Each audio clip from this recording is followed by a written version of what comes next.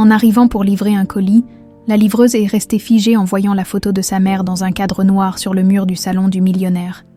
Ce qu'elle a dit l'a laissée sans voix. Le soleil de cette fin d'octobre tape fort sur les pavés de Perpignan, et Manon Vidal pédale comme si sa vie en dépendait. Sa bicyclette grinçante, rafistolée avec du fil de fer et des prières, zigzag entre les voitures qui klaxonnent, à 23 ans, elle connaît chaque rue, chaque raccourci de cette ville qui l'a vue grandir. Ses cheveux châtains s'échappent de son casque cabossé, et la sueur perle sur son front buriné par des années de travail au grand air. « Allez, ma belle, encore un effort », murmure-t-elle à sa fidèle monture en négociant le virage vers l'avenue Maréchal Joffre. Dans son sac à dos, 6 colis attendent d'être livrés avant 18h. Chaque euro gagné compte. Terriblement, depuis que maman est à l'hôpital Saint-Joseph, les factures s'accumulent comme des nuages d'orage. Le cancer, ce salaud, bouffe leur maigre épargne plus vite qu'elle n'arrive à la reconstituer. Sa radio portable grésille. « Manon, tu as reçu le colis pour les Alizés ?» Elle soupire en reconnaissant la voix de Patrick. Son patron, les Alizés, le quartier des riches, là où les gens ont des portails dorés et des jardins plus grands que son appartement. « Ouais, j'y vais », répond-elle en ajustant son oreillette. « C'est pour qui ? Hugo Bellamy, tu sais, le mec des hôtels. Fais gaffe à pas salir ses tapis persans. » Manon lève les yeux au ciel. Patrick et son humour de merde. Mais Hugo Bellamy, elle connaît le nom. Qui ne le connaît pas à Perpignan? L'homme qui a transformé 3 petites auberges familiales en empire hôtelier. On dit qu'il possède la moitié du front de mer. La montée vers les Alizés lui brûle les cuisses. Les maisons deviennent progressivement plus imposantes. Les jardins plus verts. Les voitures plus brillantes. Elle transpire à grosses gouttes quand elle arrive enfin devant les grilles de la propriété Bellamy. Putain, souffle-t-elle.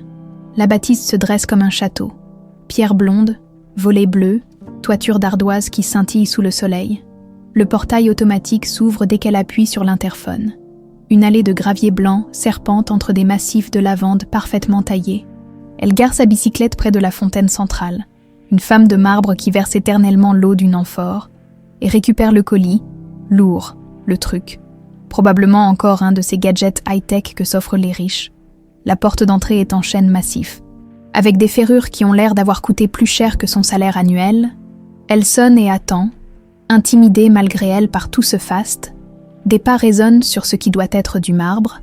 La porte s'ouvre sur un homme d'une 40aine d'années, cheveux bruns parsemés de fils gris, costume froissé comme s'il n'avait pas dormi. Ses yeux verts sont cernés, fatigués. Il a cette beauté fanée des hommes qui ont trop vécu. Monsieur Bellamy, livraison express. Il hoche la tête distraitement. Entrez, posez ça dans le salon. L'intérieur lui coupe le souffle. Plafond cathédrale, escalier en colimaçon, lustre en cristal qui projette des arcs-en-ciel sur les murs crème. Ses baskets crottées couinent sur le parquet ciré. Elle se sent comme une intruse dans ce temple du luxe. Le salon est encore plus impressionnant. Canapé en cuir fauve, tapis orientaux, bibliothèque qui court sur tout un mur. Mais c'est la cheminée de marbre blanc qui attire son regard. Et surtout ce qui trône au-dessus, le colis lui glisse des mains. Le bruit de l'objet qui se brise résonne dans le silence comme un coup de tonnerre. Mais Manon ne l'entend même pas. Elle fixe, hypnotisée, le portrait encadré de velours noir. C'est elle. Enfin, presque. La femme sur la photo a ses yeux en amande, son sourire en coin, la même fossette au menton, même les cheveux, cette cascade châtain qui ondule sur les épaules. Mais la robe, cette robe de soie bleue, ces bijoux, cette femme rayonne d'un bonheur que Manon n'a jamais connu. « Maman !» chuchote-t-elle. La voix brisée, un fracas dans l'escalier. Hugo Bellamy dévale les marches 4 à 4, le visage livide. Il s'arrête net en la voyant, comme frappé par la foudre. Ses lèvres remuent sans qu'aucun son n'en sorte. Il la regarde le portrait, la regarde encore. Ses mains tremblent. « Qui êtes-vous » articule-t-il enfin d'une voix rauque. « Manon Vidal, ma mère, c'est... » Elle désigne le portrait d'un geste incertain. C'est Lucia Vidal. Le nom agit comme une gifle. Hugo chancelle. Se rattrape au dossier d'un fauteuil. 24 ans. 24 putains d'années qu'il n'a pas entendu ce prénom. 24 ans qu'il murmure ce nom dans ses cauchemars. Lucia, répète-t-il comme une prière ou comme une malédiction. Il s'approche lentement, dévisage cette jeune femme qui a les traits de celle qu'il n'a jamais pu oublier. Les mêmes yeux, bordel, ces yeux d'amande qui l'ont hanté pendant des années. Où est-elle? Sa voix n'est plus qu'un souffle. Où est Lucia? À l'hôpital? Saint-Joseph, elle? Manon déglutit péniblement. Elle a un cancer. Stade 4. Les médecins disent qu'il lui reste peut-être quelques semaines. Le monde s'écroule sous les pieds d'Hugo. Lucia malade. Lucia mourante. Et cette fille qui a 23 ans. Les calculs se bousculent dans sa tête. Si elle a 23 ans, ça veut dire... Non, c'est impossible. Lucia était partie. Elle avait écrit qu'elle ne l'aimait pas. Mais alors, pourquoi? Votre père, articule-t-il avec difficulté. Où est votre père? Manon hausse les épaules. Un geste plein d'amertume a prise. J'en ai jamais eu, enfin, d'après maman, il n'a pas voulu de moi. Il s'est barré quand il a appris qu'elle était enceinte. Chaque mot est un coup de poignard. Hugo s'effondre dans le fauteuil, la tête entre les mains. Lucia enceinte, de lui forcément, il n'y avait personne d'autre. Ils s'aimaient comme des fous. Ils avaient même parlé mariage. Elle ne vous a jamais parlé de moi, demande-t-il, relevant la tête. De vous? Mais je vous connais pas. Il se lève, va vers la cheminée, caresse le cadre du portrait comme il l'a fait des milliers de fois. Je m'appelle Hugo Bellamy. Il y a 24 ans, j'étais fou amoureux de votre mère. Nous devions nous marier. Manon le regarde comme s'il venait de dire qu'il était Napoléon. Vous délirez ou quoi? Ma mère a jamais parlé d'un Hugo. Elle travaillait dans une fleuriste. Elle avait pas les moyens de tout ça. Elle désigne le luxe qui les entoure. La roseraie du centre, place de la République. Sa voix se fait douce, nostalgique. Elle a rangé les bouquets comme personne, ses mains. Elle avait des mains de fée. Le nom de la fleuriste claque comme une évidence. Manon blêmit. Sa mère lui a souvent parlé de cet endroit où elle avait travaillé dans sa jeunesse, avant sa naissance. Comment vous pouvez savoir ça? Hugo se tourne vers elle, et dans ses yeux verts, elle lit une douleur si profonde qu'elle en a le vertige. Parce que je l'ai cherchée pendant des années, parce que pas un jour ne s'est écoulé sans que je pense à elle, parce que quand elle est partie, elle a emporté mon âme avec elle. Hugo se dirige vers le bar d'acajou dans le coin du salon, sort une bouteille de whisky et s'en verse un verre d'une main tremblante. L'alcool brûle sa gorge, mais ça ne calme pas le tremblement de terre qui secoue sa poitrine. « Asseyez-vous » dit-il à Manon en désignant le canapé. « S'il vous plaît. » Elle hésite, puis s'installe sur le bord du siège, raide comme un piquet. Ses yeux ne quittent pas le portrait au-dessus de la cheminée. Cette ressemblance troublante la met mal à l'aise. Hugo s'assoit en face d'elle, le verre serré entre ses mains. Par où commencer? Comment raconter 24 ans de douleur à la fille de la femme qu'il n'a jamais cessé d'aimer? J'avais 21 ans quand j'ai rencontré votre mère. Commence-t-il, les yeux perdus dans le vague. Un matin de printemps, j'étais allée acheter des fleurs pour l'anniversaire de ma mère. Et là, derrière le comptoir de la roseraie, il sourit malgré lui, un sourire douloureux chargé de nostalgie. Elle portait une robe jaune, jaune comme les mimosas. Elle riait avec un client, et quand elle s'est tournée vers moi, putain, j'ai eu l'impression qu'on venait de m'arracher le cœur pour le remettre à l'envers. Manon l'écoute, fascinée malgré elle. Sa mère ne lui a jamais parlé d'amour, jamais évoqué d'homme dans sa vie, juste des « il faut pas compter sur les hommes, ma chérie » et des « on se débrouille très bien toutes les deux ». Elle était lumineuse, c'est le seul mot qui me vient, comme si elle avait avalé le soleil. Hugo vide son verre d'un trait. Je suis revenue le lendemain, avec l'excuse la plus bidon du monde. Puis le surlendemain, au bout d'une semaine, elle m'a dit « Si vous continuez à acheter des fleurs comme ça, vous allez ruiner votre famille. » Un rire étranglé lui échappe. J'ai répondu « Et si je vous invitais plutôt à dîner ?» Elle a rougi jusqu'aux oreilles. Dieu qu'elle était belle quand elle rougissait. Manon sent sa gorge se serrer. Cette version de sa mère. Cette Lucia amoureuse et rayonnante. Elle ne la connaît pas. La femme qui l'a élevée était douce mais mélancolique. Toujours un peu absente. Comme si une partie d'elle était restée ailleurs. Nous sommes sortis ensemble pendant 2 ans, continue Hugo. 2 années, les plus belles de ma vie, nous nous voyions en cachette. Au début, ma famille n'aurait pas approuvé. Pourquoi ? Demande Manon, bien qu'elle connaisse déjà la réponse. Parce que nous étions riches et qu'elle était pauvre, parce que nous avions un nom à protéger et qu'elle n'était qu'une petite fleuriste sans le sou, l'amertume suinte de chaque mot. Mais moi, je m'en foutais. J'étais prêt à tout plaquer pour elle. Il se lève, arpente la pièce comme un lion en cage. Nous avions des projets, je voulais l'épouser, partir d'ici, commencer une nouvelle vie loin de ma famille et de leurs conneries de classe sociale. Elle avait peur. Elle disait qu'on ne vit pas d'amour et d'eau fraîche. Et alors, qu'est-ce qui s'est passé? Manon a la bouche sèche. Hugo s'arrête devant la fenêtre, le regard perdu vers les jardins. Un matin de novembre, j'ai trouvé une lettre sous ma porte, de sa main. Elle écrivait qu'elle ne m'aimait pas, qu'elle s'était trompée, qu'elle partait et que je ne devais pas essayer de la retrouver. Il pivote vers Manon, et dans ses yeux, elle lit une souffrance à l'état brut. Mais le pire, c'est que j'y ai cru. Pendant des années, j'y ai cru. Je me suis dit que j'avais été naïf, qu'une fille comme elle ne pouvait pas aimer sincèrement un type comme moi. Vous l'avez cherché, comme un malade. Il retourne s'asseoir, se penche vers elle. J'ai embauché des détectives privés.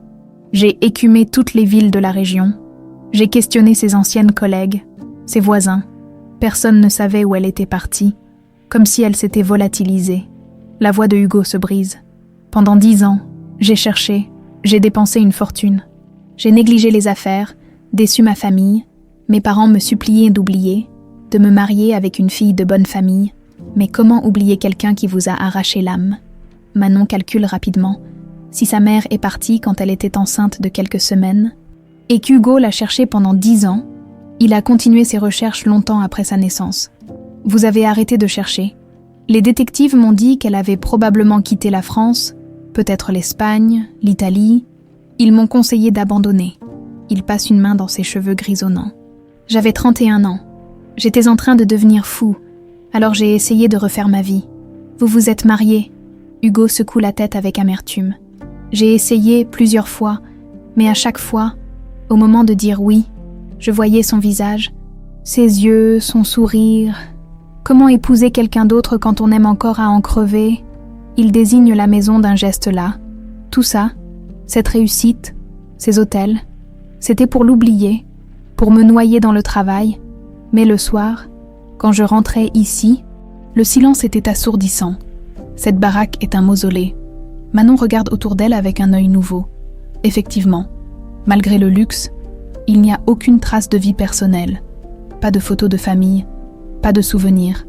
Rien qui indique qu'un homme heureux vit ici. Et maintenant, vous me dites qu'elle a une fille de 23 ans. Hugo la fixe intensément. Quand êtes-vous né, exactement? Le 15 juillet 2000.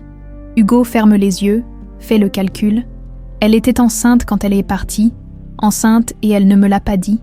Mais pourquoi? Si vous l'aimiez tant, pourquoi elle vous aurait caché ça? Je n'en sais rien. Il rouvre les yeux, et Manon y lit une détermination nouvelle.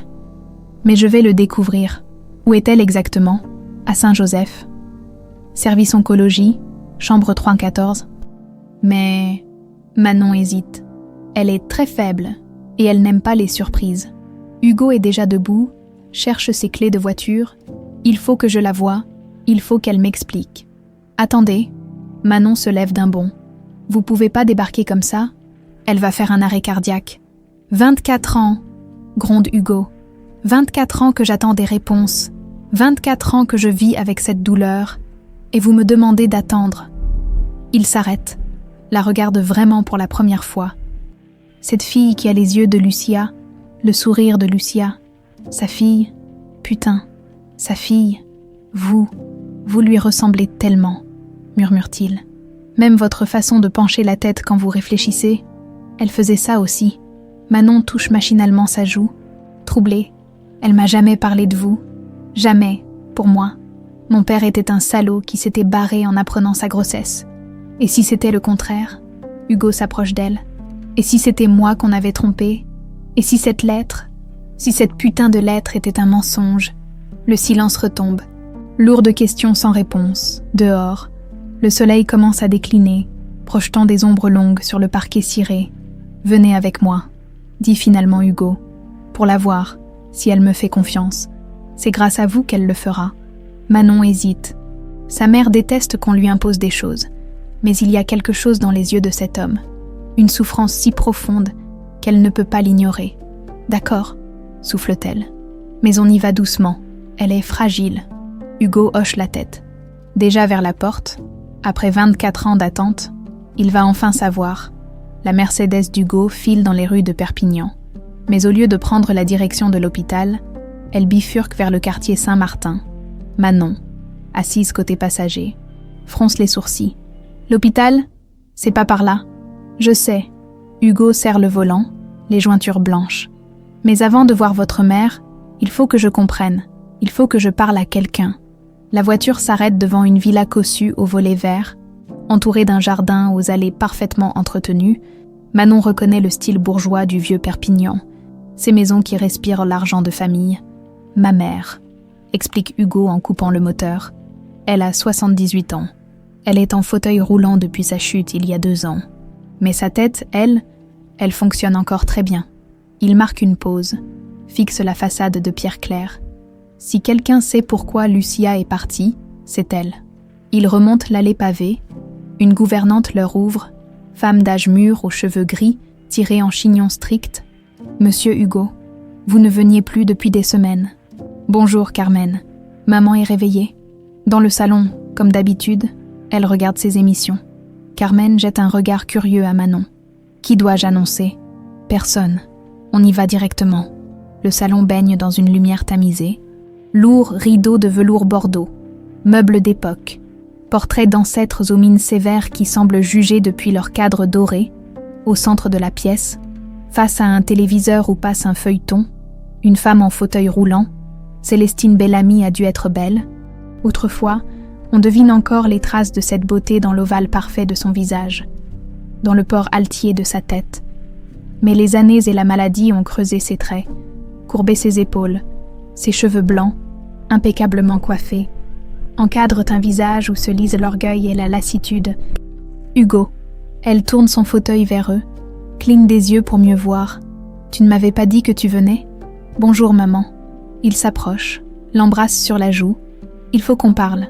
Le regard perçant de Célestine se pose sur Manon, et quelque chose change dans son expression. Une sorte de choc, comme si elle voyait un fantôme. Mon Dieu, souffle-t-elle. Cette fille, qui est-ce ? Manon Vidal, la fille de Lucia. Le nom tombe dans le silence comme une pierre dans un puits. Célestine pâlit. Ses mains noueuses agrippent les accoudoirs de son fauteuil. Lucia, répète-t-elle dans un murmure. Tu as dit Lucia. Oui, maman. Lucia Vidal. Tu te souviens de Lucia. La vieille femme ferme les yeux, comme si elle essayait de repousser un souvenir douloureux. Quand elle les rouvre, Hugo y lit quelque chose qu'il n'avait jamais vu auparavant. De la peur. Pourquoi tu me parles d'elle, après toutes ces années ? Hugo s'agenouille devant le fauteuil, prend les mains de sa mère dans les siennes. Parce que j'ai appris qu'elle avait une fille de 23 ans.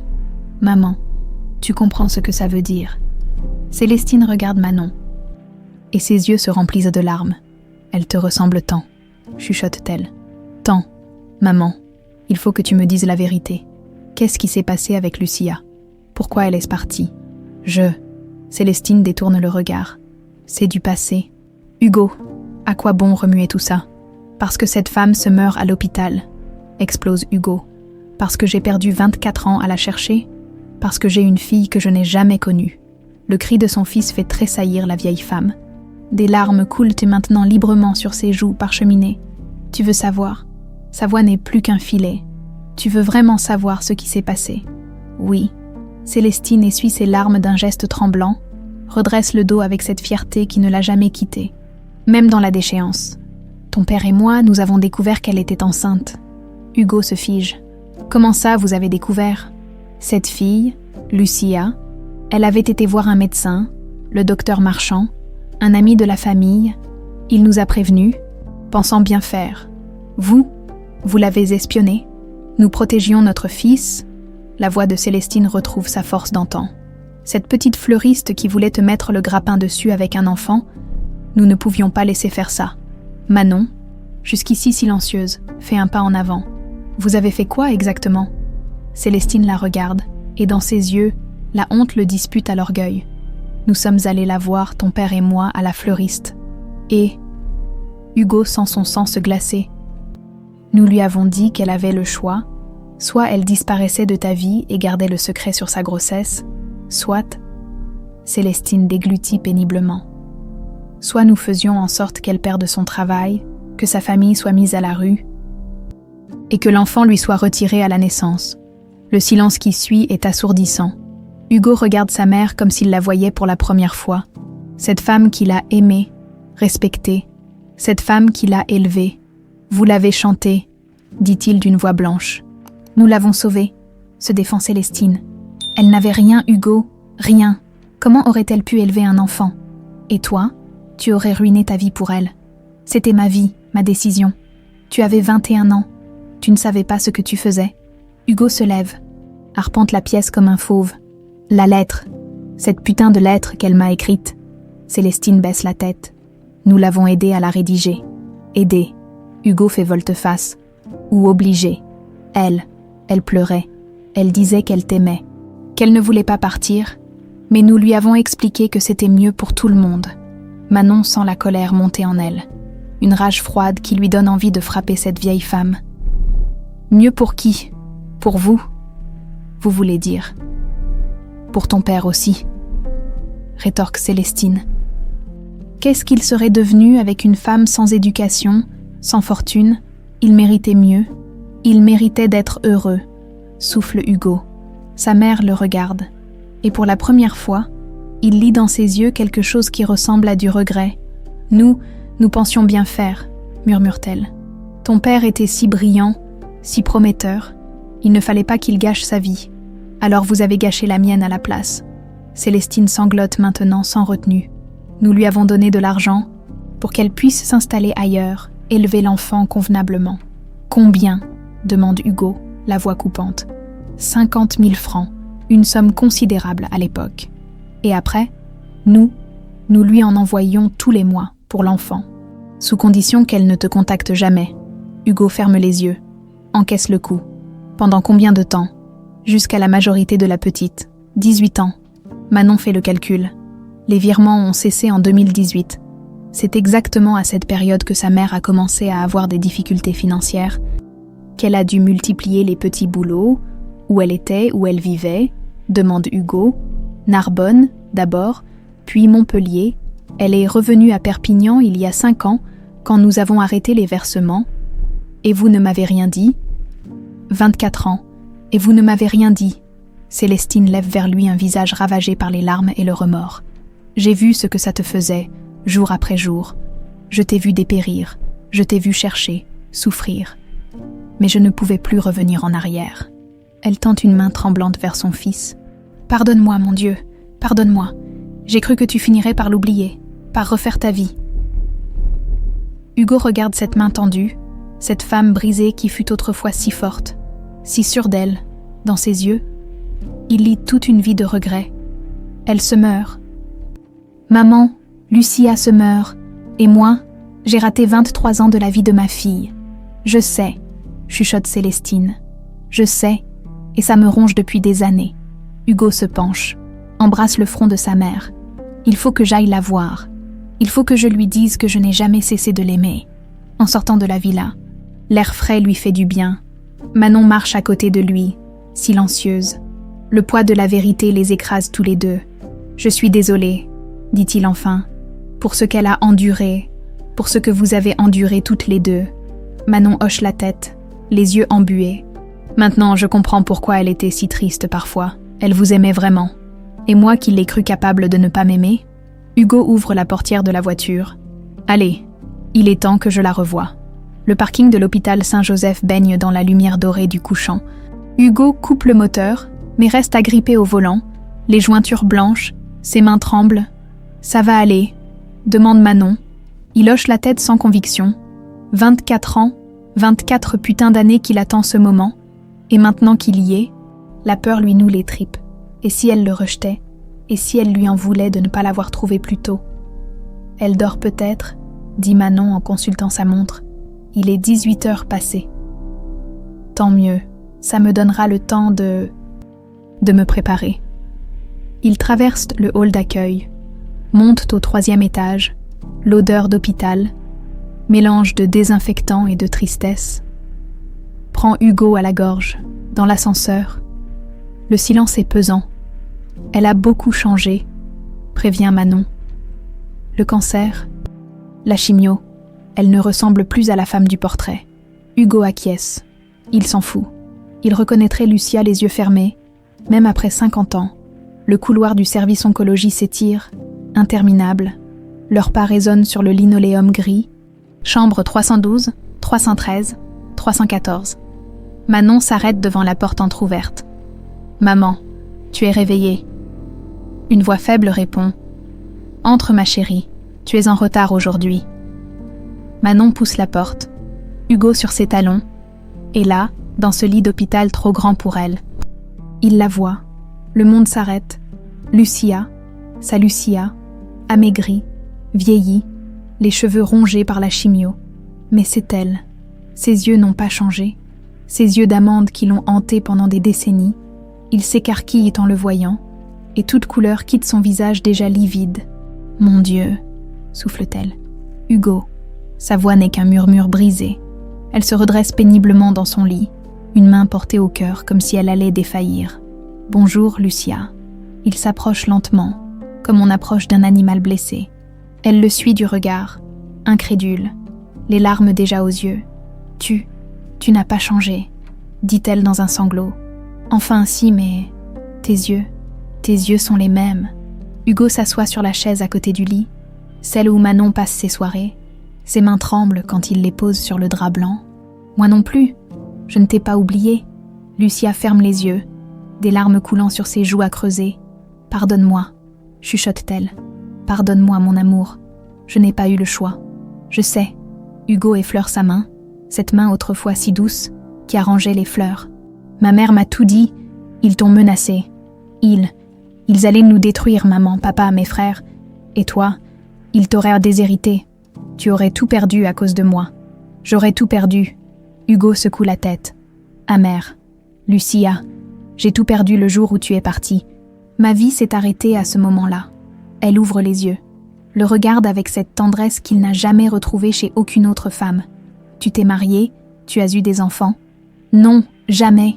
Comment aurais-je pu? Tu avais emporté mon cœur avec toi. » Manon, debout au pied du lit, assiste à cette scène avec un mélange de fascination et de douleur. Voir sa mère ainsi, vulnérable, aimante, c'est découvrir une facette qu'elle ne connaissait pas. « Maman, » dit-elle doucement. « Il sait, pour moi. » Lucia tourne son regard vers sa fille, puis vers Hugo. « Tu sais que tu es son père. J'ai fait le calcul. 23 ans. » Sa voix se brise. « Pourquoi tu ne me l'as pas dit? Dans la lettre, tu aurais pu. Tes parents m'avaient interdit de mentionner la grossesse. Ils ont dit que si jamais tu l'apprenais, ils feraient en sorte que l'enfant me soit retiré à la naissance. » Lucia agrippe sa main. « J'avais trop peur, Hugo. Trop peur de la perdre. » Hugo ferme les yeux, encaisse la violence de cette révélation. Ses parents, sa propre famille a détruit sa vie et celle de la femme qu'il aimait. Ils t'ont donné de l'argent, 50 000 francs au début, puis 1 500 par mois jusqu'à la majorité de Manon, en échange de mon silence. Tu as pris leur argent. Il n'y a aucun reproche dans sa voix, juste une immense tristesse.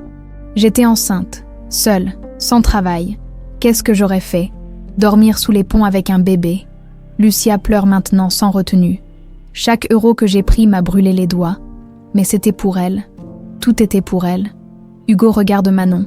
Cette fille magnifique qui a grandi sans lui, ses cheveux châtains, ses yeux en amande, cette fossette au menton qu'elle tient de lui. 23 ans de sa vie qu'on lui a volé. Où étiez-vous pendant toutes ces années? Narbonne. D'abord, j'ai trouvé du travail dans une jardinerie, puis Montpellier quand Manon a eu 6 ans. Elle était si intelligente. Je voulais qu'elle ait accès aux meilleures écoles. Et tu es revenue à Perpignan quand? Il y a 5 ans, quand les virements ont cessé. Lucia sourit faiblement. Ta mère a respecté sa parole. À 18 ans, plus rien. Manon s'approche, s'assoit sur le rebord du lit. C'est là que tu as commencé à faire plusieurs boulots. Je me demandais pourquoi. Je ne voulais pas que tu saches. J'avais honte. Lucia caresse le visage de sa fille. Honte d'avoir accepté leur argent. Honte de ne pas t'avoir parlé de ton père. Tu me l'as décrit comme un salaud qui s'était barré, dit Manon avec douceur. Pardon, ma chérie. C'était plus facile. Comment t'expliquer la vérité sans te parler de lui, sans risquer que tu le cherches? Hugo se penche vers Lucia, prend son visage entre ses mains. Elle a les joues creusées, la peau diaphane, mais ses yeux brillaient toujours de cette lumière qui l'avait ensorcelée. Je t'ai cherché partout, pendant des années. J'ai remué ciel et terre. Je sais, tes détectives sont venus à Narbonne. J'ai dû déménager précipitamment. Mes détectives. Ils interrogeaient mes voisins, mes collègues. J'avais peur. Peur que tes parents tiennent leurs menaces. Peur qu'ils m'enlèvent Manon. Chaque révélation est un coup de poignard. Hugo réalise qu'en cherchant la femme qu'il aimait, il l'a terrorisée, qu'elle a fui sa propre ombre pour protéger leur fille. Lucia, mon amour. Le mot d'amour, prononcé après tant d'années, la fait fondre en larmes. Elle porte la main d'Hugo à ses lèvres, l'embrasse avec une tendresse infinie. « Tu m'as manqué », chuchote-t-elle. Chaque jour, chaque nuit, quand Manon souriait, je voyais ton sourire. Quand elle réfléchissait, elle penchait la tête comme toi. Pourquoi tu n'es pas revenu plus tôt? Quand les versements ont cessé, j'avais peur. Et puis, j'étais déjà malade. Le diagnostic est tombé il y a 4 ans. Je me suis dit que c'était mieux comme ça, que tu te souviendrais de moi jeune et belle. Pas comme ça. Hugo la regarde. Cette femme qu'il n'a jamais cessé d'aimer, ravagée par la maladie mais toujours si lumineuse à ses yeux. Tu es belle, dit-il simplement. Tu es toujours la plus belle femme du monde. Menteur, sourit-elle à travers ses larmes. Jamais, tu m'entends, jamais je ne mentirai là-dessus. Une infirmière entre pour les soins du soir, s'arrête en voyant la scène, Hugo et Manon de chaque côté du lit, tenant les mains de Lucia qui pleure et sourit à la fois. Je peux repasser plus tard, propose-t-elle. Non, non, dit Lucia, en essuyant ses larmes. Faites votre travail, pendant que l'infirmière s'affaire. Hugo ne lâche pas la main de Lucia, 24 ans de séparation, et ce simple contact suffit à faire renaître tout ce qu'il croyait mort. Hugo, murmure-t-elle quand elles sont à nouveau seules. Les médecins, ils disent que j'en ai pour quelques semaines, 1 mois, au mieux. Ne dis pas ça. Il faut que tu saches, il faut que tu sois préparée. Elles regardent leur fille. Manon va avoir besoin de toi. Elle va se retrouver seule. Elle ne sera jamais seule, promet Hugo. Plus jamais. La nuit tombe sur Perpignan, dans cette chambre d'hôpital. 3 vies brisées par le mensonge tentent de se reconstruire. Il reste si peu de temps. Mais pour la première fois depuis 24 ans, Hugo ose espérer qu'il n'est pas trop tard pour aimer. Le lendemain matin, Hugo arrive à l'hôpital avec un bouquet de roses blanches. Les préférées de Lucia, il s'en souvient parfaitement. Il trouve Manon déjà là, assise sur sa chaise habituelle, tenant la main de sa mère endormie. « Elle a mal dormi », chuchote la jeune femme. La morphine ne fait plus vraiment effet. Hugo pose les fleurs sur la table de chevet, observe le visage creusé de Lucia, même dans le sommeil. Elle semble souffrir. Des rides de douleur marquent son front et sa respiration est laborieuse. « J'ai parlé au docteur Rousseau ce matin », dit-il à voix basse. « Il peut la transférer dans une clinique privée, soins palliatifs de luxe, chambre individuelle avec balcon. Non. » Manon secoue la tête. Elle a horreur du changement. Elle se sent en sécurité ici, avec l'équipe qu'elle connaît. Hugo acquiesce. Il commence à comprendre sa fille, cette tendresse farouche qu'elle voue à sa mère, cette capacité à deviner ses besoins. Lucia ouvre les yeux, les regarde tous les deux. Un sourire étire ses lèvres pâles. « Mes amours », murmure-t-elle, « vous êtes là tous les deux. » Le mot « amour » au pluriel frappe Hugo en plein cœur. C'est la première fois depuis 24 ans qu'on l'inclut dans une famille. « Comment tu te sens ?» demande Manon en ajustant l'oreiller. « Mieux, maintenant que je vous ai près de moi. » Lucia remarque les roses. « Tu te souviens ?»« De tout », confirme Hugo. « Je n'ai rien oublié. » Les jours qui suivent prennent un rythme particulier.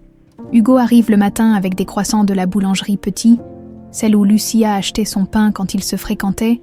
Manon reste l'après-midi et le soir, ils se relaient au chevet de la mourante comme s'ils avaient toujours formé une famille. Le 3e jour, Hugo amène son ordinateur portable. « J'ai pensé, si tu veux voir les hôtels, Ce que j'ai construit, Lucia sourit faiblement. Montre-moi. Il lui fait visiter virtuellement son empire, l'hôtel des Platanes à Collioure, face à la mer, le mât des Oliviers à Cassis, avec sa piscine à débordement, le grand hôtel Bellamy à Cannes, palace 5 étoiles où descendent les stars du festival. Tu as réalisé tes rêves, dit-elle avec fierté. Tu te souviens ? Tu disais que tu voulais que les gens se sentent chez eux partout dans le monde. Ce n'étaient pas mes rêves. Corrige Hugo. Mes rêves. C'était toi, ça. C'est juste ce que j'ai fait pour t'oublier. Manon les écoute échanger ses souvenirs, découvrant un père qu'elle n'a jamais connu et une mère qu'elle croyait connaître. Cette complicité entre eux, cette intimité qui renaît malgré les années. C'est à la fois beau et déchirant. « Maman, dit-elle un soir, pourquoi tu ne m'as jamais parlé de votre histoire, de votre amour ?» Lucia prend la main de sa fille, puis celle d'Hugo, parce que c'était trop douloureux, et parce que j'avais peur que tu me reproches de ne pas avoir été plus forte. Plus forte comment ? J'aurais dû me battre. J'aurais dû refuser leur chantage, dire la vérité à Hugo, affronter leurs menaces. Tu étais seule, enceinte, sans ressources, intervient Hugo. Tu as fait ce que tu pensais être le mieux pour notre fille. Non, souffle Lucia. J'ai eu peur. Peur de perdre l'enfant. Peur de la pauvreté. Peur de tout. J'ai pris la solution de facilité. Un silence lourd s'installe, dehors. La pluie d'automne tambourine contre les vitres. Tu sais ce qui me fait le plus mal, reprend Lucia. C'est de penser à toutes ces années où tu m'as cherché, où tu as souffert à cause de cette lettre. Si j'avais su que tu n'arriverais pas à m'oublier, tu serais revenu, peut-être, ou peut-être pas. J'avais trop honte. Elle regarde Manon, et je ne voulais pas perturber la vie que j'avais construite pour ma fille. Une vie stable, sans complications. Stable. Manon esquisse un sourire triste. Maman, on a déménagé 6 fois. Tu enchaînais les petits boulots, et tu pleurais parfois. La nuit, quand tu croyais que je dormais, Lucia ferme les yeux, accablée. Tu entendais ? Bien sûr que j'entendais. J'avais 8 ans, pas 4. Le 5e jour, Hugo apporte une surprise. Un vieil album photo qu'il a gardé précieusement dans son coffre-fort. Nos souvenirs, dit-il en s'installant près du lit. Les photos jaunies défilent, Lucia et Hugo à la foire de Perpignan. Elle avec une barbe à papa, lui qui la regarde en riant, eux deux au marché aux fleurs, elle choisissant des boutons de rose, un pique-nique près du canal du Midi, Lucia en robe d'été, Hugo torse nu. Mon Dieu, chuchote Lucia, tu as gardé tout ça, tout, même les billets de cinéma, les cartes postales que tu m'envoyais de tes week-ends chez ta tante à Béziers. Manon découvre ses parents jeunes, insouciants, éperdument amoureux. Sur une photo, sa mère pose devant la roseraie du centre, radieuse dans sa blouse de travail. « Tu étais enceinte là-dessus », réalise-t-elle. « Tu as ce petit ventre rond. 2 mois », confirme Lucia. « Je ne le savais pas encore. »« Tu étais belle », murmure Hugo, « si belle que j'en avais mal au cœur. » Le 8e jour, Lucia fait une crise, sa température grimpe à 40. Elle délire, appelle Hugo, puis ses parents morts depuis longtemps. L'équipe médicale s'active. Perfusion, antibiotiques, cortisone. Hugo et Manon passent la nuit dans le couloir, à attendre. Ils ne se parlent pas, mais leur présence mutuelle les réconforte. « Elle va s'en sortir », dit finalement Manon. « Elle est forte. » « Oui, ment Hugo. Il a vu l'expression du médecin. Les métastases ont gagné le foie, les poumons. C'est une question de jours. Maintenant, au petit matin, la fièvre tombe. Lucia ouvre les yeux, les cherche du regard. « Vous êtes là, on sera toujours là », promet Hugo. Les jours suivants, elle s'affaiblit visiblement. Sa voix devient un murmure. Ses périodes d'éveil se raccourcissent. Mais quand elle est consciente, c'est pour leur parler. « Manon, dit-elle un après-midi, tu ressembles tellement à ton père, pas physiquement, je veux dire. Ton caractère, cette obstination, cette façon de ne jamais abandonner. C'est de toi que je tiens ça. Non, ma chérie, moi j'ai abandonné lui. Jamais. Il m'a cherché pendant des années. » Elle se tourne vers Hugo, ses yeux si faibles qu'il doit se pencher pour l'entendre. « Promets-moi de prendre soin d'elle. Promets-moi qu'elle ne manquera de rien. Je te le promets. Et promets-moi de ne pas la changer. Elle est parfaite comme elle est, généreuse, travailleuse, indépendante. Ne la gâte pas trop. » Hugo sourit à travers ses larmes. Je promets d'essayer. Le 12e jour, le père Martinez, l'aumônier de l'hôpital, vient proposer les derniers sacrements. Lucia accepte, bien qu'elle n'ait jamais été très pratiquante. Pour Manon, explique-t-elle, elle aura besoin de tous les réconforts possibles. Ce soir-là, Hugo reste exceptionnellement pour la nuit. Manon s'endort sur le fauteuil roulant, épuisée par ces 2 semaines d'émotions. Hugo veille, tenant la main de Lucia. « Tu sais ce qui me rend heureuse ?» chuchote-t-elle dans l'obscurité. « Dis-moi, de voir que notre amour a survécu, malgré tout, malgré les mensonges, les années, la séparation, il est toujours là. Il sera toujours là. » Promets Hugo, même quand je ne serai plus, surtout quand tu ne seras plus. Elle serre sa main de toutes ses forces, c'est-à-dire presque rien. Je t'aime, Hugo Bellamy. Je t'ai aimé à 19 ans, je t'aime à 47 ans, et je t'aimerai pour l'éternité. Moi aussi. Mon amour, moi aussi. Dans son sommeil, Manon sourit. Pour la première fois de sa vie, elle s'endort en étant sûre d'appartenir à une famille complète. Perpignan, printemps 1999. Le soleil de mai caresse les pavés de la place de la République. Lucia, 19 ans, cheveux châtains tressés en couronne, arrange un bouquet de pivoine rose dans la vitrine de la roseraie du centre. Ses gestes sont précis, délicats, comme si elle donnait vie aux fleurs. « Mademoiselle, je voudrais quelque chose de spécial pour ma mère. » Elle se retourne. Un jeune homme aux yeux verts la regarde. Intimidé mais souriant, il porte un pull en cachemire bleu qui doit coûter plus cher que son salaire mensuel. « Quel âge a-t-elle » demande Lucia, professionnelle. 52 ans, elle aime les couleurs vives. Lucia compose un bouquet de gerbera orange et de roses jaunes. Y ajoute quelques branches d'eucalyptus. Ses doigts volent entre les tiges, créent une harmonie parfaite. Voilà, 15 francs. Le jeune homme paie, effleure sa main en prenant la monnaie. Un frisson. « Je m'appelle Hugo », dit-il. « Hugo Bellamy. Lucia. Lucia Vidal. » Il sort, se retourne une dernière fois. Leurs regards se croisent à travers la vitrine. Quelque chose vient de naître. Dans la chambre 314, Lucia ouvre les yeux. 13h30 au cadran de l'hôpital. Hugo dort sur le fauteuil, la tête penchée dans une position qui lui donnera des courbatures. Manon est partie déjeuner. Hugo, chuchote-t-elle. Il sursaute, immédiatement alerte. Ça va, tu as mal. Non, enfin, pas plus que d'habitude. Elle lui sourit faiblement. J'aimerais te raconter quelque chose. Sur nous, sur cette époque. Il approche sa chaise du lit, prend sa main dans la sienne. Ses mains si fragiles maintenant, qui étaient si habiles autrefois. Le jour où tu es venu acheter les fleurs pour ta mère, commence Lucia. Tu te souviens? Comment l'oublier? Tu portais une robe jaune. Et toi, tu étais si nerveux que tu bégayais. Elle rit doucement. J'ai pensé, ce garçon ne m'adressera plus jamais la parole. Et puis tu es revenu le lendemain, 2e jour. Hugo entre dans la fleuriste avec l'assurance feinte de ses 21 ans. Bonjour, je voudrais, des roses, pour ma grand-mère. Elle est à l'hôpital. Lucia le regarde, amusée. Votre grand-mère? Hier c'était votre mère. Hugo rougit jusqu'aux oreilles. Ma grand-mère aussi, elles sont souvent malades dans ma famille. Je vois. Lucia combat un fou rire. Des roses rouges ou blanches, comme vous voulez. Vous vous y connaissez mieux que moi. Elle compose un petit bouquet de roses blanches, y ajoute quelques brins de muguet. Votre grand-mère préfère peut-être la discrétion, en lui tendant les fleurs. Leurs doigts se touchent à nouveau. Cette fois, ni l'un ni l'autre ne retire sa main. Lucia, dit-il. C'est un joli prénom. Merci, ma mère était amoureuse de l'Italie. Et vous, de quoi êtes-vous amoureuse? La question la prend au dépourvu. Personne ne lui a jamais demandé ça.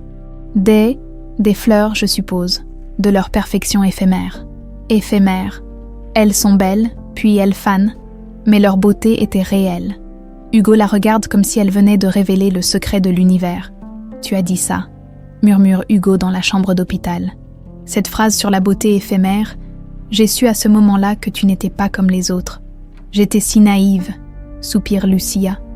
Je croyais qu'on pouvait vivre d'amour et d'eau fraîche. Manon revient de la cafétéria, un sandwich à la main.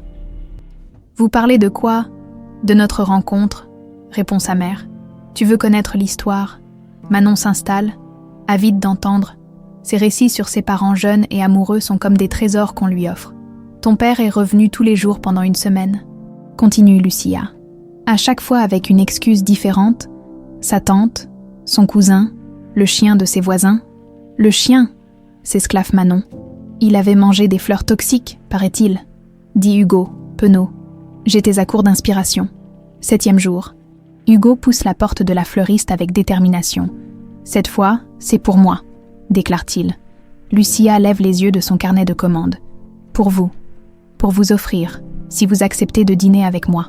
Le silence s'étire. Lucia pose son stylo. Le dévisage, ce garçon aux yeux verts qui sent bon l'eau de Cologne chère et l'insouciance bourgeoise. Je ne sors pas avec les clients, dit-elle enfin. Alors je ne serai plus client. Hugo sort son portefeuille, pose un billet de 100 francs sur le comptoir. J'achète toute votre boutique. Très drôle. Je ne plaisante pas combien elle vaut, votre boutique. Lucia le regarde, sidérée par son aplomb. Vous êtes fou. Fou de vous, oui. La simplicité de cet aveu la désarme. Dans ses yeux verts, elle lit une sincérité qui lui coupe le souffle. Un dîner, dit-elle, mais quelque part de simple, je n'ai pas les moyens de... Laissez-moi m'occuper de tout. Notre premier rendez-vous, dit Lucia à Manon. Il m'a emmené au restaurant Le Petit Coq, près du canal, rien d'extraordinaire, mais pour moi qui ne sortais jamais. Tu étais belle, l'interrompt Hugo. Tu portais une robe bleue, tes cheveux étaient relevés, j'avais l'impression d'être avec une princesse. Et moi, j'avais peur de me ridiculiser, de ne pas savoir tenir ma fourchette correctement. Manon les écoute, émue par cette tendresse qui perdure malgré tout. Et après, comment ça s'est passé? Ils marchent le long du canal après le dîner. La lune se reflète dans l'eau sombre. Lucia a glissé son bras sous celui d'Hugo, geste naturel qui les surprend tous les deux. « Parlez-moi de vous », demande-t-il. « Votre famille, vos rêves. Il n'y a pas grand-chose à dire. Papa est maçon, maman fait des ménages, mes 2 frères travaillent au port. Moi, j'ai eu de la chance. J'ai trouvé ce travail chez Madame Mercier. Et vos rêves ?» Lucia hésite. « Avoir ma propre boutique. Un jour, quelque chose de beau, avec de grandes baies vitrées et des fleurs partout. C'est tout. C'est déjà beaucoup pour une fille comme moi. » Hugo s'arrête, la fait se tourner vers lui. « Que voulez-vous dire, une fille comme vous? Vous savez bien, pauvre, sans éducation.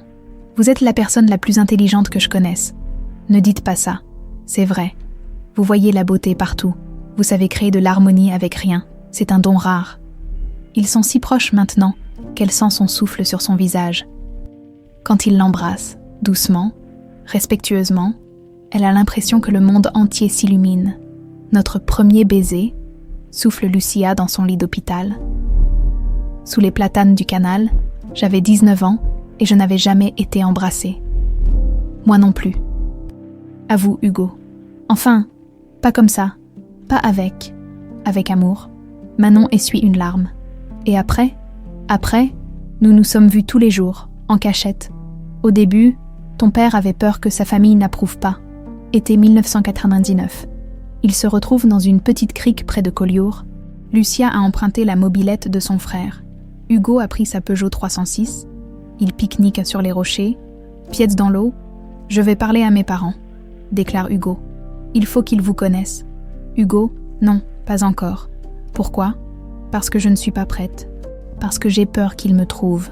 Pas assez bien. Vous êtes parfaite. Pour vous, peut-être, mais pour eux.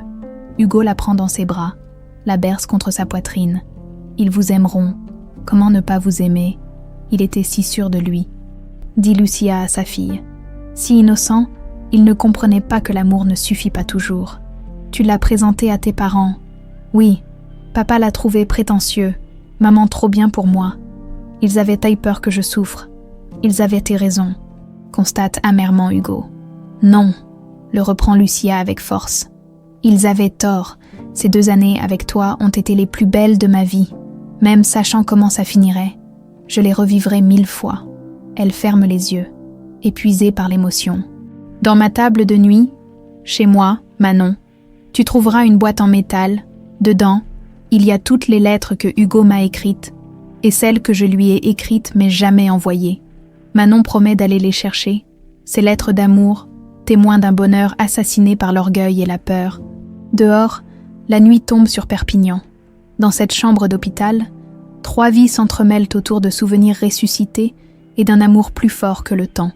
Le 14e jour, vers 16h, un remue-ménage inhabituel agite le couloir du service oncologie.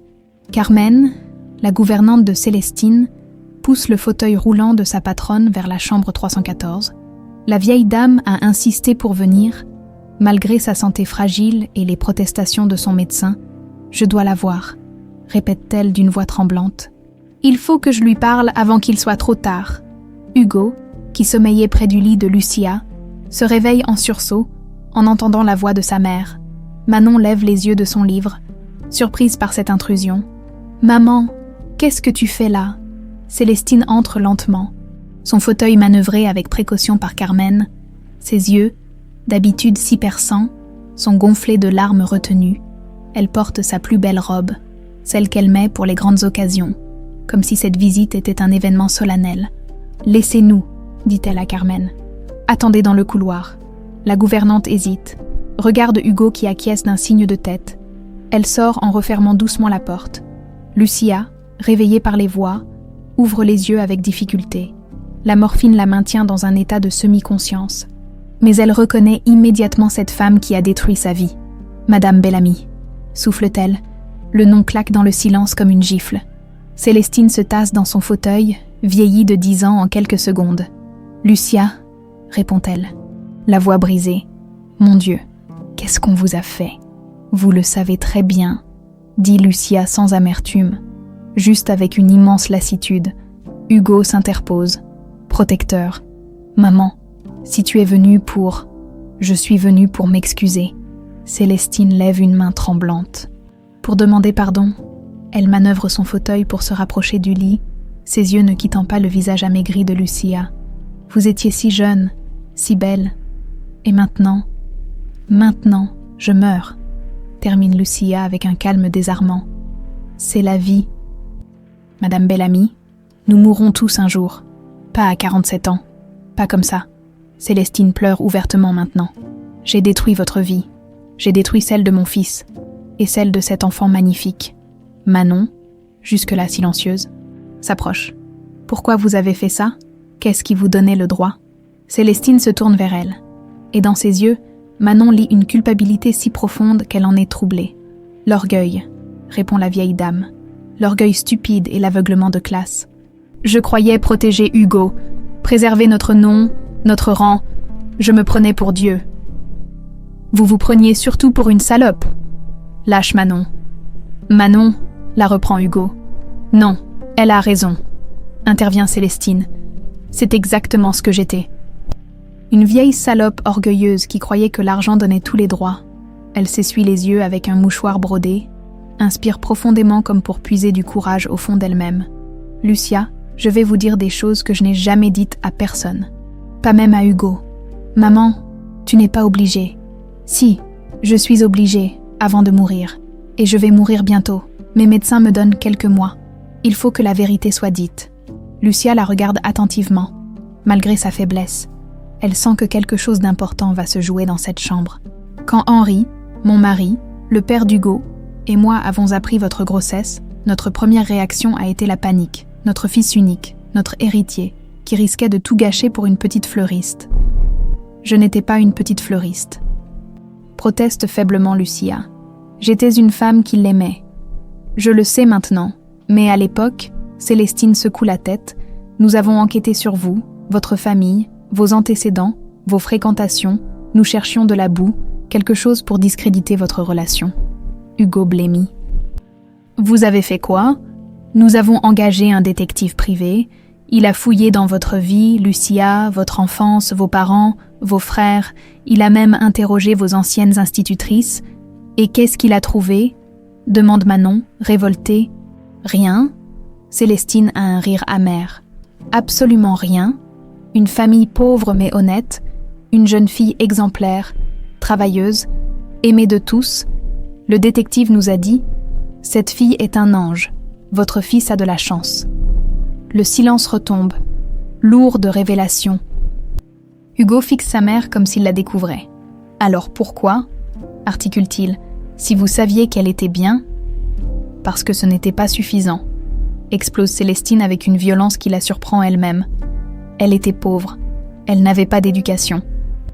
Qu'est-ce que nos amis auraient dit ? Le gratin perpignanais qui ricane dans notre dos. Vous préfériez l'opinion de vos amis au bonheur de votre fils. J'étais aveugle, complètement aveugle. Célestine se tourne vers Lucia. Quand nous sommes venus vous voir à la fleuriste, j'étais prête à vous détester. J'attendais de tomber sur une opportuniste, une fille vulgaire qui courait après l'argent. Et, souffle Lucia, et j'ai trouvé une gamine terrorisée qui pleurait en pensant à son bébé, qui suppliait qu'on ne lui fasse pas de mal, qui répétait qu'elle aimait Hugo et qu'elle ne voulait que son bonheur.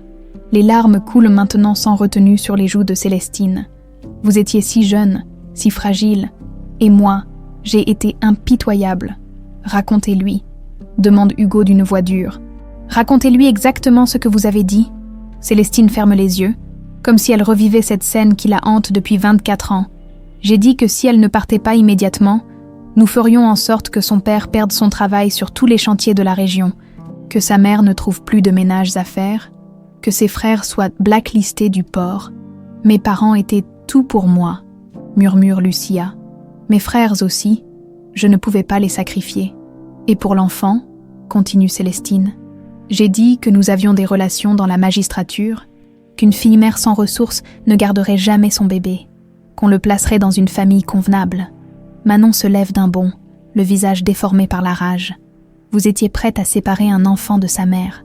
J'étais prête à tout pour que mon fils n'épouse pas une pauvre. Célestine la regarde droit dans les yeux. Voilà ce que j'étais, un monstre d'égoïsme. Mais la lettre, demande Hugo. Cette lettre où elle disait qu'elle ne m'aimait pas. Nous l'avons dictée, mot par mot. Célestine se tourne vers Lucia.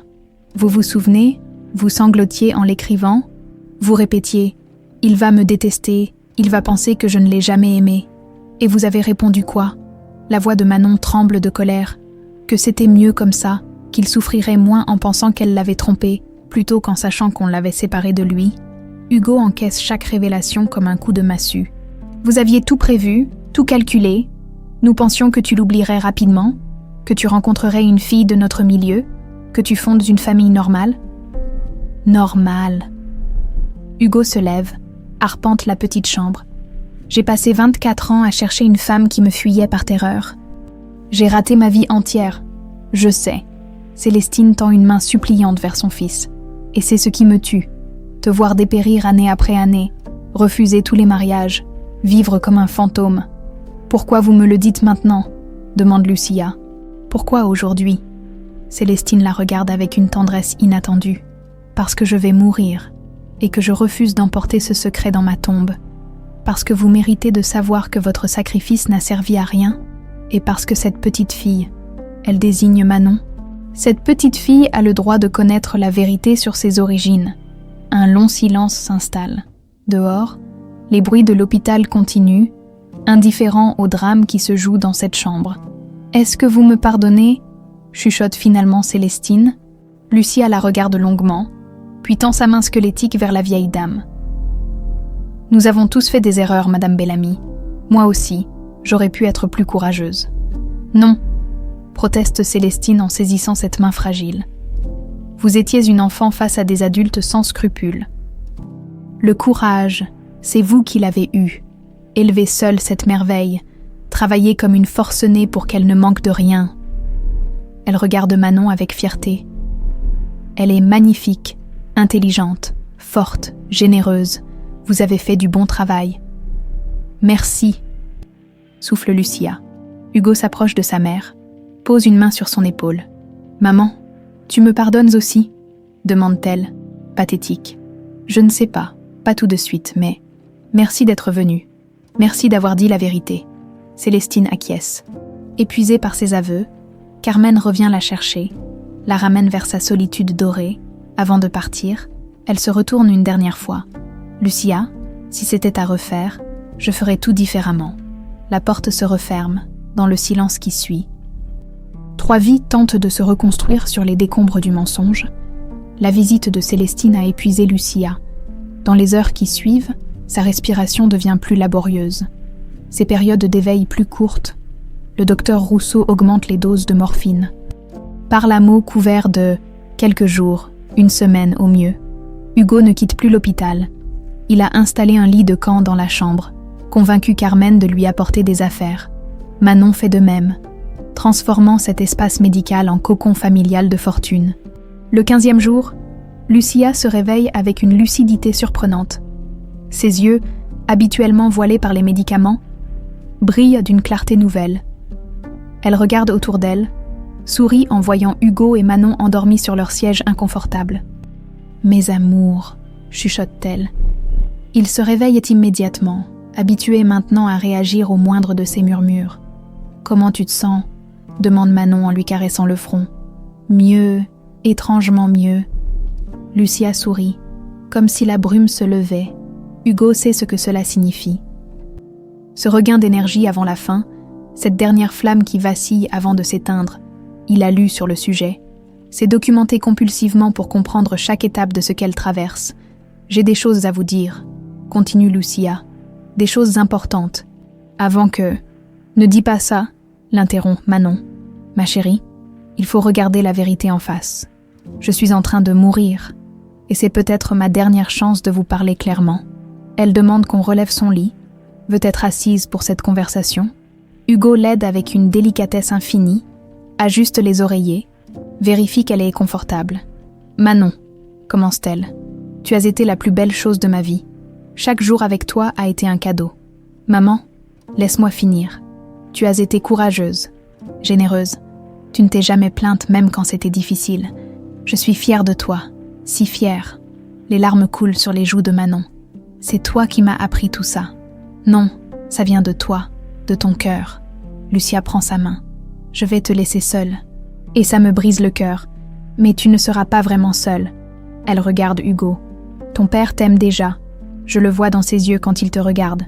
Tu as sa détermination, sa générosité et ton intelligence, » ajoute Hugo. « Ta sensibilité. Vous allez apprendre à vous connaître. Lui va découvrir quelle femme extraordinaire tu es. Et toi, tu vas voir qu'il a un cœur immense. » Lucia sourit. « Il t'emmènera voir ses hôtels. Il te montrera ce qu'il a construit. Et peut-être que tu l'aideras à transformer tout ça en quelque chose d'encore plus beau. » « Je ne veux pas de son argent, » proteste Manon. « Je ne veux pas qu'il pense. Il ne pensera rien de tel. Et ce n'est pas de l'argent qu'il va te donner. C'est une famille. Un père qui rêve de rattraper 23 ans perdus. » Hugo s'approche, s'agenouille près du lit. « Lucia, je te promets qu'elle ne manquera jamais de rien.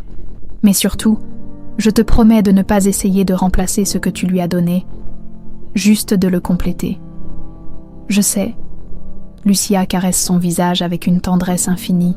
« Tu es un homme bon, Hugo. Tu l'as toujours été. C'est pour ça que je suis tombée amoureuse de toi. » Elle ferme les yeux, comme si parler lui demandait un effort surhumain.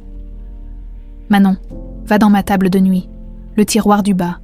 Il y a une enveloppe rouge. » Manon hésite. « Maintenant ? » « Maintenant ?» Hugo propose d'y aller. Mais Lucia insiste pour que ce soit sa fille. Elle connaît la maison et il faut qu'elle prenne l'air, qu'elle sorte de cet hôpital.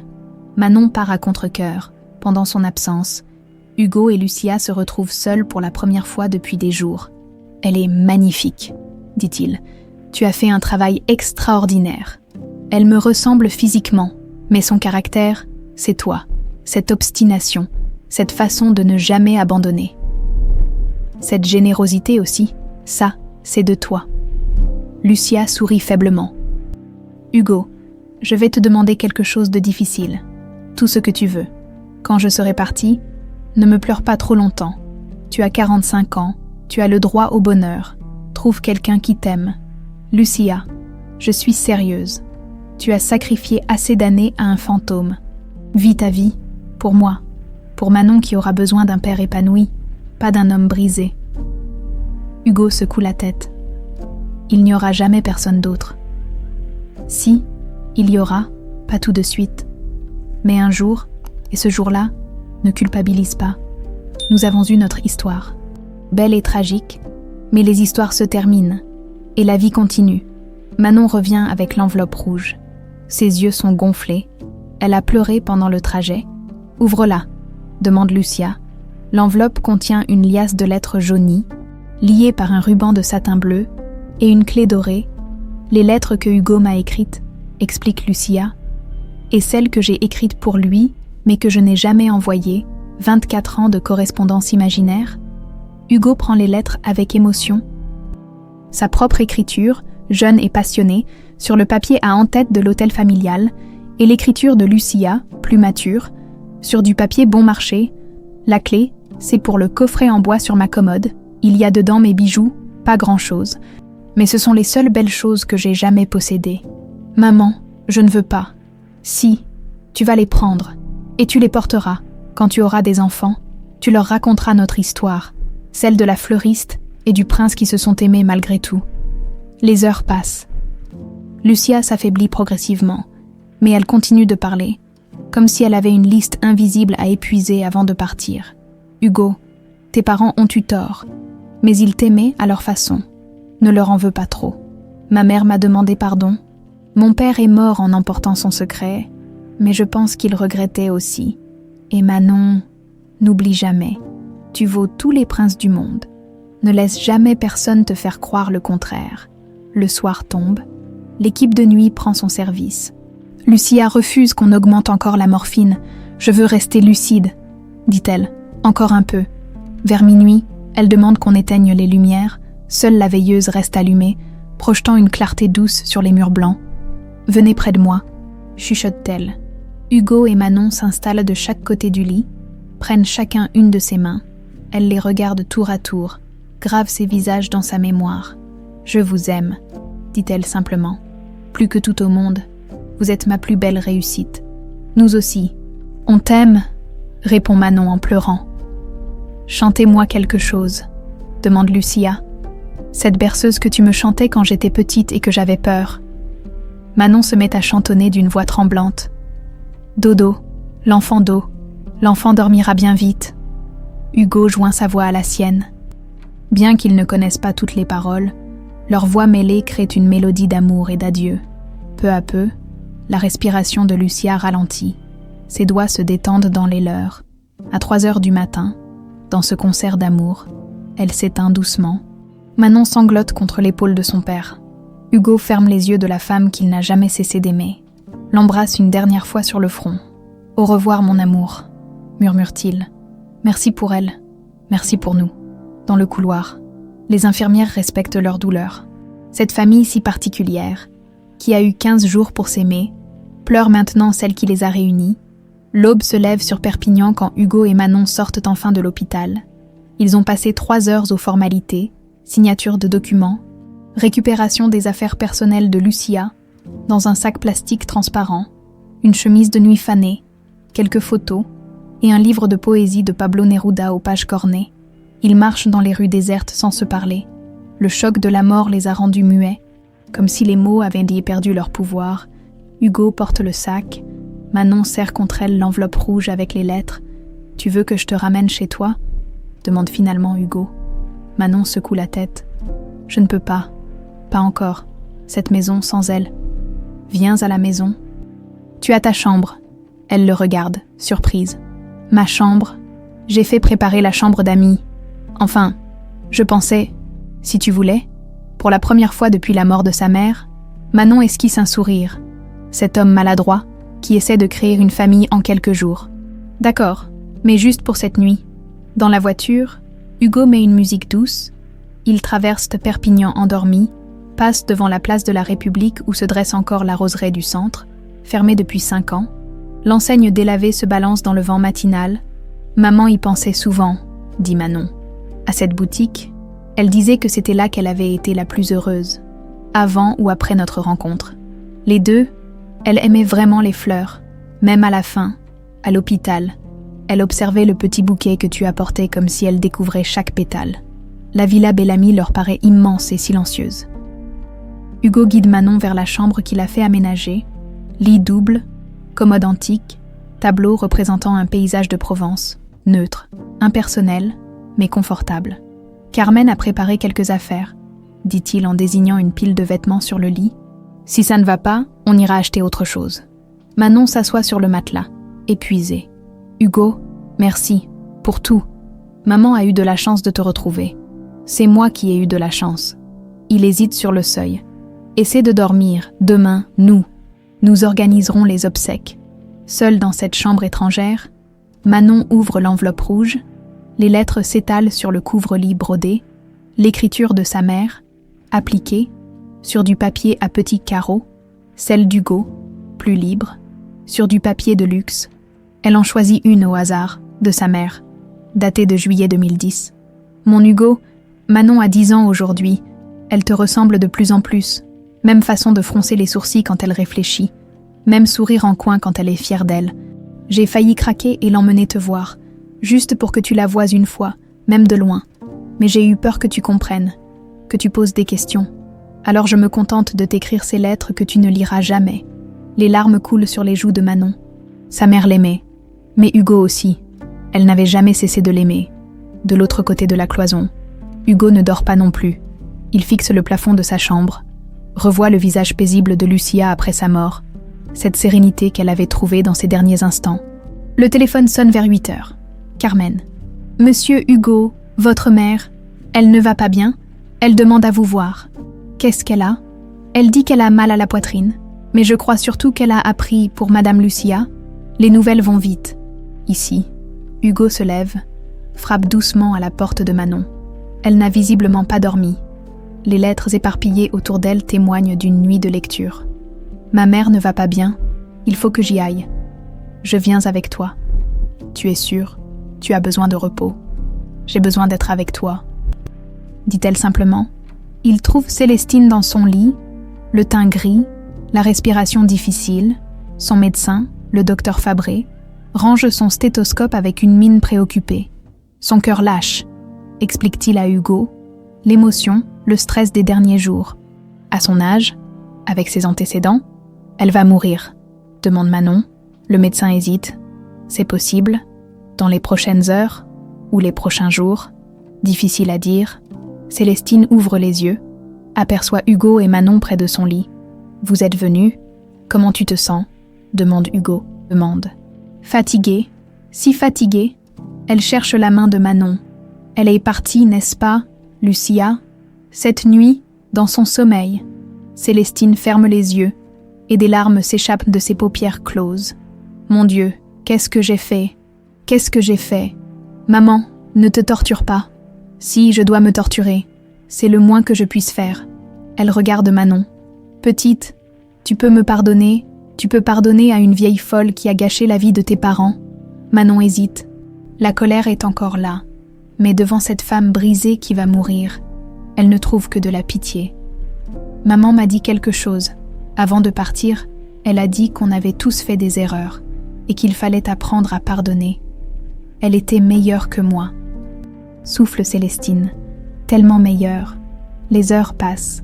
Célestine s'affaiblit progressivement, comme si elle attendait quelque chose pour lâcher prise. Vers 14 heures, elle demande à parler à Hugo en privé. Manon sort de la chambre, les laisse seuls. « Mon fils, » chuchote Célestine, « je vais mourir, et il faut que tu saches, ton père et moi, nous t'avons aimé, mal, avec nos défauts, notre orgueil, mais nous t'avons aimé. Je sais, maman, et nous pensions bien faire, nous pensions te protéger d'une erreur de jeunesse. » Ses doigts agrippent la main d'Hugo. « Nous ne savions pas que c'était le grand amour de ta vie. Comment l'auriez-vous su?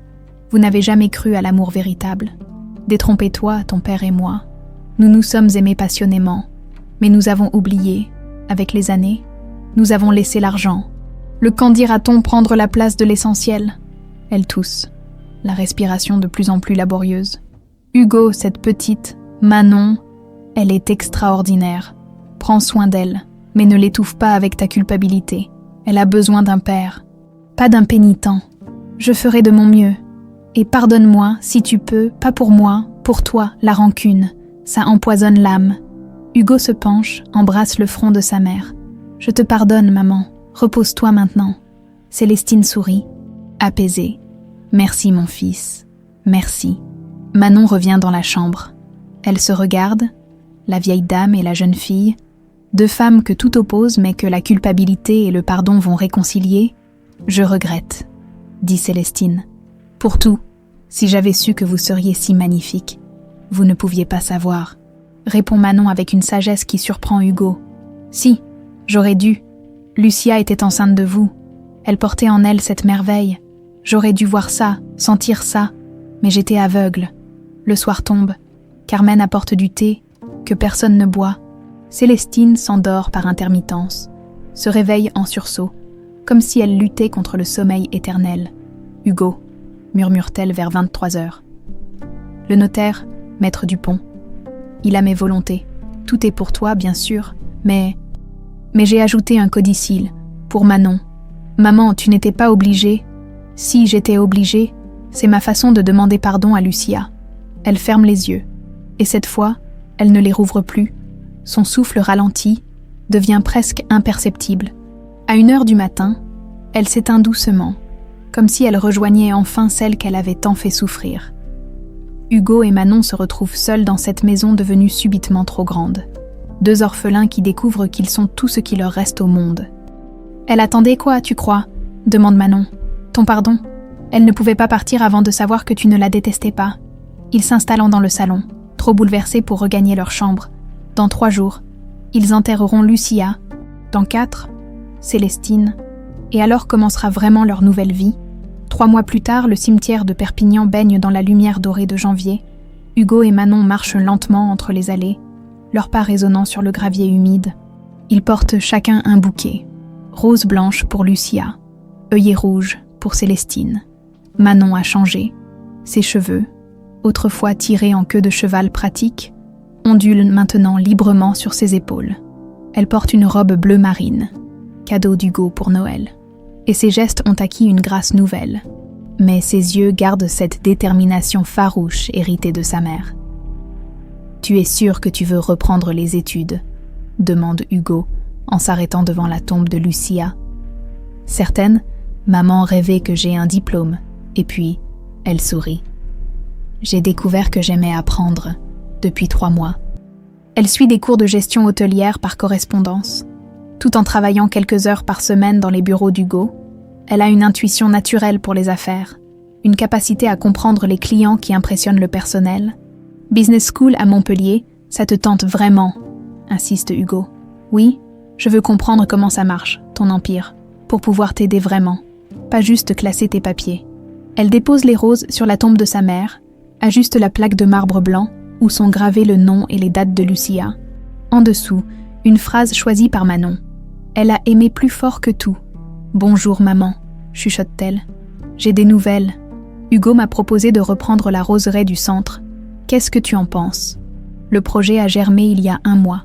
L'ancienne fleuriste est à vendre depuis des années, et Hugo a eu l'idée de la racheter, de la rénover, d'en faire quelque chose de beau, pour Lucia, pour Manon aussi, qui a hérité des mains de sa mère. « Je ne veux pas que tu te sentes obligée, » dit Hugo. « C'est juste une idée. » « Non, j'adore l'idée, mais pas comme tu l'imagines. » Manon se tourne vers lui, les yeux brillants d'excitation. « Je ne veux pas en faire une simple fleuriste.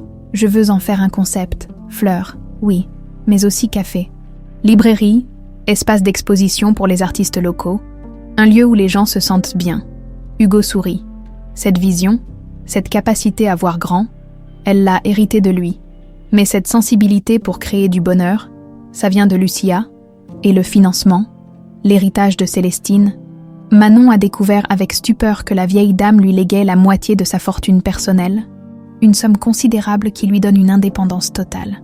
Maman aurait aimé ça, je crois, que l'argent de ceux qui l'ont fait souffrir serve à réaliser ses rêves. Il se dirige maintenant vers la tombe de Célestine. Quelques allées plus loin, caveau familial imposant, marbre noir et dorure. Manon y dépose les œillets avec respect. « Elle me manque parfois », avoue-t-elle. Hugo la regarde, surpris. « Vraiment ? Oui, ces dernières semaines avant sa mort, on avait commencé à se parler vraiment. Elle me racontait ton enfance, ses erreurs, ses regrets. C'était une femme brisée, mais pas méchante au fond. Tu as un cœur immense, dit Hugo. Comme ta mère. » Ils quittent le cimetière, remontent vers la voiture. Perpignan s'éveille autour d'eux. Café qui ouvre, commerçants qui lèvent leurs rideaux, Cette ville qui les a vus naître tous les trois semble plus lumineuse depuis qu'ils ont trouvé la paix. Hugo, dit soudain Manon, il faut que je te demande quelque chose. Tout ce que tu veux. Est-ce que je peux t'appeler papa? La question le prend au dépourvu.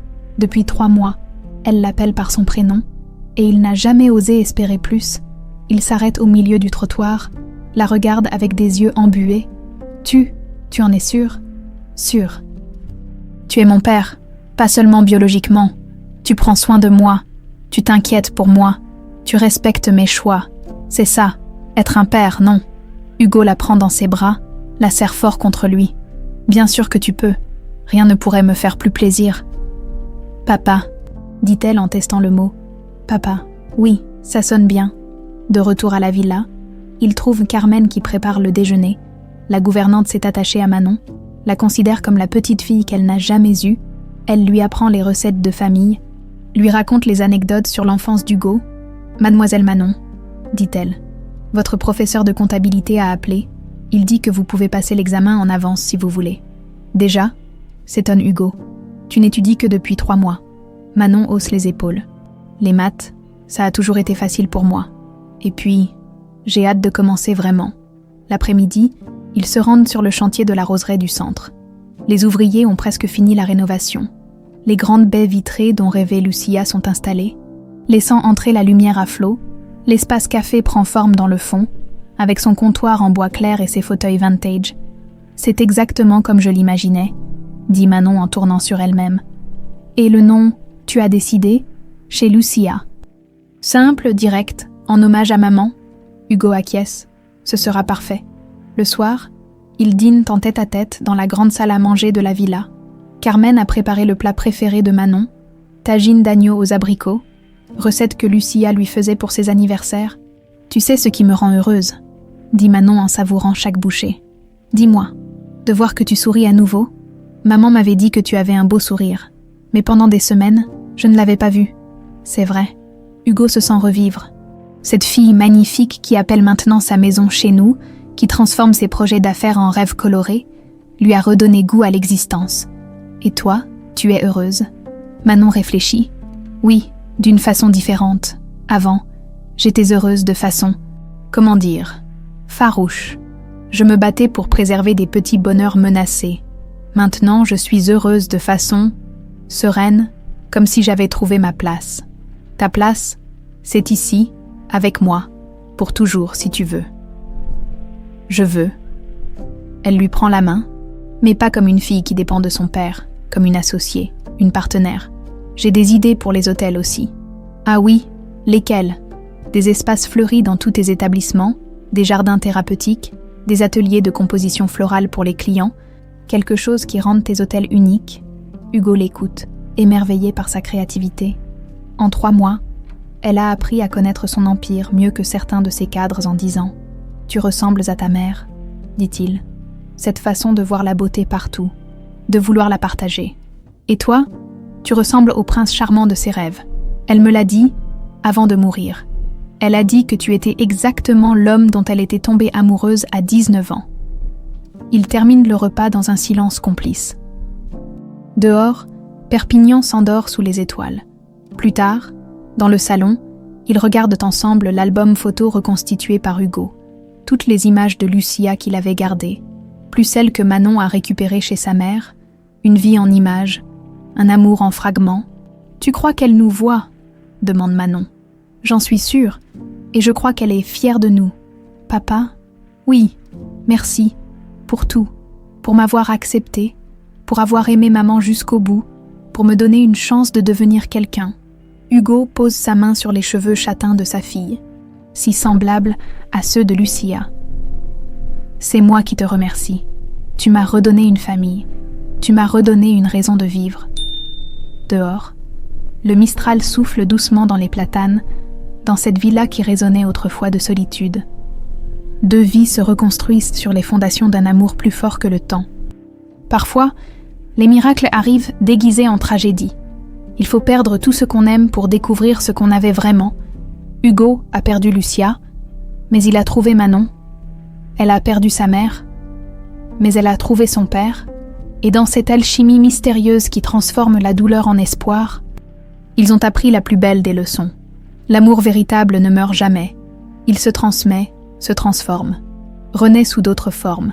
La famille qu'ils forment maintenant n'existait pas il y a 3 mois, mais elle était inscrite dans leur ADN depuis 24 ans, patientait dans l'ombre en attendant son heure. Aujourd'hui, enfin, ils sont complets.